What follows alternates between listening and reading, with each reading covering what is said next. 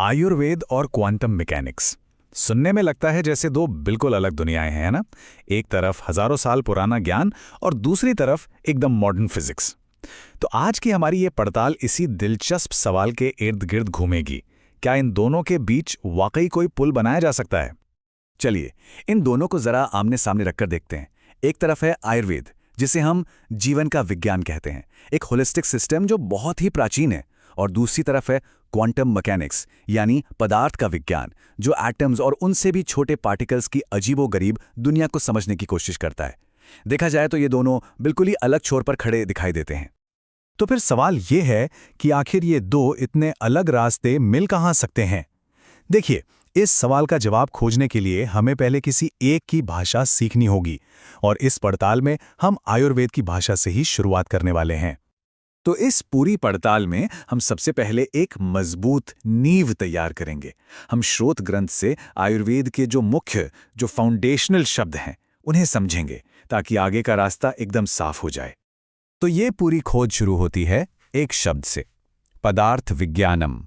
इसका सीधा सा मतलब है मूलभूत सिद्धांतों का विज्ञान, यानी इस ब्रह्मांड में जो भी पदार्थ हैं और उनके जो गुण हैं उनका अध्ययन। समझिए कि ये वो फ्रेमवर्क है, वो चश्मा है जिससे आयुर्वेद पूरी दुनिया को देखता है। अब ये समझने के लिए स्त्रोत ग्रंथ हमें एक शुरुआती नक्शा, एक तरह का ब्लूप्रिंट देता है, जिसे आयुर्वेद निरूपण कहा गया है। ये आयुर्वेद को एक सिस्टमैटिक तरीके से समझने की पूरी रूपरेखा है। और ये ब्लूप्रिंट हमें एक बहुत ही सीधा, एक बहुत ही लॉजिकल रास्ता दिखाता है। देखिए, सबसे पहले जीवन यानी आयु को परिभाषित करो, फिर उस सिस्टम को समझो जो इसका अध्ययन करता है, यानी आयुर्वेद, और आखिर में उन सिद्धांतों को जानो जिन पर यह पूरा सिस्टम खड़ा है, यानी सिद्धांत। चलिए तो इस रास्ते पर पहला कदम उठाते हैं, और ये कदम सबसे बुनियादी है, सबसे मौलिक, यानी खुद जीवन को परिभाषित करना। जरा सोचिए, अगर किसी को एक ऐसा सिस्टम बनाना हो जो हर चीज की वजह बता सके, तो वो शुरुआत कहां से करेगा? ये अपने आप में एक बहुत बड़ा सवाल है। आयुर्वेद की शुरुआत ही होती है आयु से, मतलब खुद जिंदगी से। स्रोत के मुताबिक सबसे पहले आयु के लक्षण, यानी उसकी सही सही परिभाषा क्या है और उसकी बनावट कैसी है, इसे समझना सबसे ज्यादा जरूरी है। ये इस पूरी इमारत का, समझिए, पहला पत्थर है। तो जब जीवन की परिभाषा तय हो गई, तो अगला कदम क्या होगा? जाहिर है उस सिस्टम को समझना जो इसे पढ़ता है, जो इसे समझने के लिए बनाया गया है। और वो सिस्टम और कोई नहीं, आयुर्वेद ही है। इसकी मूल परिभाषा बहुत सीधी सपाट है। आयु का विज्ञान मतलब जीवन का विज्ञान। ये सीधे सीधे पिछले कॉन्सेप्ट से जुड़ जाता है। लेकिन आयुर्वेद खुद को सिर्फ एक परिभाषा में नहीं बांधता। स्रोत हमें 3 शब्द देता है। पहला लक्षण, जो बताता है कि आयुर्वेद क्या है। दूसरा स्वरूप, जो इसके अंदरूनी चरित्र के बारे में बताता है। और तीसरा प्रयोजन, जिसका अंतिम लक्ष्य, इसका मकसद बताता है। मतलब ये सिर्फ ये नहीं बताता कि ये क्या है, बल्कि ये भी बताता है कि ये कैसा है और ये क्यों है। तो अब तक हमने जीवन को समझ लिया, उस सिस्टम को समझ लिया। अब आते हैं नींव के आखिरी और सबसे जरूरी हिस्से पर, वो सिद्धांत जिन पर यह पूरी की पूरी व्यवस्था टिकी हुई है।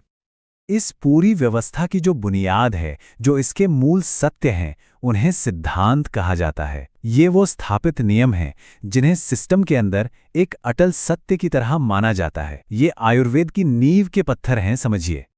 और यहाँ एक बहुत ही दिलचस्प बात सामने आती है। आयुर्वेद के पास सिर्फ सिद्धांत नहीं है, बल्कि उन्हें अलग अलग वर्गों में बांटने का भी एक पूरा सिस्टम है। जैसा कि यहाँ दिख रहा है, स्रोत एक ऐसी व्यवस्था बताता है जो सिद्धांतों को अलग अलग श्रेणियों में रखती है। जैसे कि कुछ मूलभूत सत्य हैं, कुछ सर्वमान्य सिद्धांत हैं और कुछ परिकल्पनाएं भी हो सकती हैं। तो एक बात बिल्कुल साफ है, ये सिद्धांत सिर्फ कुछ आइडियाज या कल्पनाएं नहीं हैं। स्रोत ग्रंथ के अनुसार ये पूरे सिस्टम को समझने के लिए सबसे जरूरी और बुनियादी औजार हैं। इनके बिना पूरी की पूरी इमारत ही ढह जाएगी। तो अब तक हमने आयुर्वेद की भाषा के जो मूल तत्व हैं उन्हें समझ लिया है। अब देखते हैं कि ये सब हमें वापस हमारे पहले सवाल पर कैसे लेकर आता है। देखिए, इस पूरी चर्चा के बाद आयुर्वेद की नींव तैयार हो चुकी है। हमारे पास अब इसकी भाषा भी है और इसका पूरा ब्लूप्रिंट भी।